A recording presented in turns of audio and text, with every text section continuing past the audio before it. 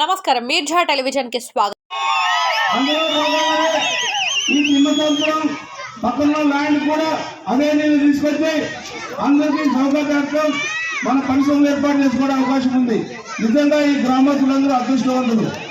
ఏమైనా కూడా రాబోయే కాలం ఈ గ్రామస్తులకి మహర్దశ కాబోతుంది. కాబట్టి ప్రజలుగా గమనించండి, మనకి ఎక్కడ కూడా అభివృద్ధి జరగలేదు. గడిచిన ఏళ్ల తరబడి అభివృద్ధి జరగబడ్డాం.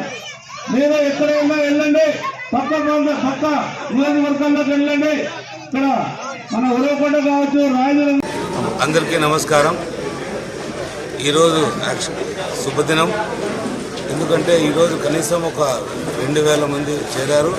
కానీ అతి ముఖ్యమైన మన పట్టణానికి అతి ముఖ్యమైన కుటుంబం, రాజకీయ కుటుంబం, బాగా పేరున్న కుటుంబం, మార్కెట్ రామన్న కుటుంబం మన తెలుగుదేశం పార్టీలోకి రావడం, వారు మొత్తం కుటుంబ సభ్యులందరూ కూడా తెలుగుదేశానికి మద్దతు ఇస్తాం. మేము అభివృద్ధి వైపు చూస్తున్నాం, మీరైతే అభివృద్ధి చేయగలుగుతారనే నమ్మకంతో పార్టీకి చేస్తున్నాం, పార్టీలోకి వస్తున్నామన్నారు. వాళ్ళు ఏదైతే నమ్మకం పెట్టుకున్నారో ఆ నమ్మకాన్ని ఎప్పుడు కూడా నిలబెట్టుకునే చూస్తాం. ఎప్పుడు ఆ నమ్మకం ఒమ్ము కాదు. ఎందుకంటే ఎవరో రావాలి అభివృద్ధి చేయడానికి. లేకపోతే ఈ ప్రాంతం చాలా వెనుకబడిన ప్రాంతం.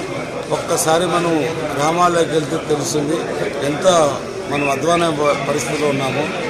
నేను ఒక ఆయన ఎంపీగా పోటీ చేస్తున్న హిందూపురం పార్లమెంట్ అభ్యర్థిగా పోటీ చేస్తున్న పార్థసారథి గారు వచ్చారు.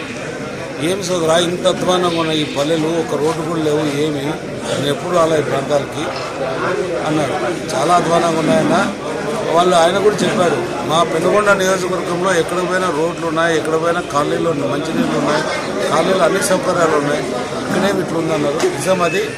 ఏదేమైనా కూడా నేను తిరిగే కొద్దీ నాకే అనిపిస్తుంది, అబ్బా ఇంత భయంకరంగా ఉందా, ఎట్లా మనం చేయాలా అనేది అనుకుంటున్నారు. ఖచ్చితంగా ఒక ప్రణాళిక తయారు చేస్తున్నాం. గెలిచిన వెంటనే ఏ విధంగా చేయగలుగుతాం, ఎట్లా ముందుకు వెళ్తాం, అన్ని అభివృద్ధి చాలామందికి కూడా చెప్తున్నాం. ఏదైనా అడిగితే మేము అభివృద్ధి చేస్తాననే అభిప్రాయం కూడా చెప్తున్నా. వాళ్ళందరూ నోట్ చేసుకుంటున్నా. ఎన్నైతే నేను చెప్తూ వస్తున్నా దానికన్నా ఎక్కువ చేస్తాను. కానీ చెప్పిన మాట మాత్రం ఎక్కడ కూడా తప్పుకోకుండా కంప్లీట్ చేసే బాధ్యత నాది. కంప్లీట్ చేస్తానని తెలియజేస్తున్నాను. ఈ గతంలో మార్కెట్ కొట్టేసిన తెలియకుండా రాత్రి వాళ్ళకి హామీ ఇస్తూ మీరు ఇప్పుడు మున్సిపల్ కాంప్లెక్స్ రెడీ చేస్తాను ఆ మాట. అది చాలా దుర్మార్గమైన చర్య, రాత్రి కొట్టేయడం. ఎందుకంటే నేను కూడా ఒక కాంట్రాక్టర్గా ఉన్నాను. నాకు కూడా అలా కొట్టేయమని చెప్పి చాలా ప్రజలు చేశారు. అనంతపురం పట్టణంలో చాలా వరకు ఆస్తులు, షాపులు కానీ పోయిన వాళ్ళు లేదా మా ఇల్లున్న వాళ్ళు మేము ఉంటాము, పోలీస్ ఫోర్స్ ఇస్తాము, రాత్రి కొట్టేయండి అని చెప్పారు. నేను ఒకటే చెప్పా, నేను అట్లాంటి పని చేసేదానికి పోను. వాళ్ళకు కష్టపడి సంపాదించుకున్న ఆస్తులు అవి. వాళ్ళకి ఏదైతే వాళ్ళకి కాంపెన్సేషన్ రావాలో అవన్నీ వచ్చిన తర్వాతే నేను కొడతానని చెప్పాను.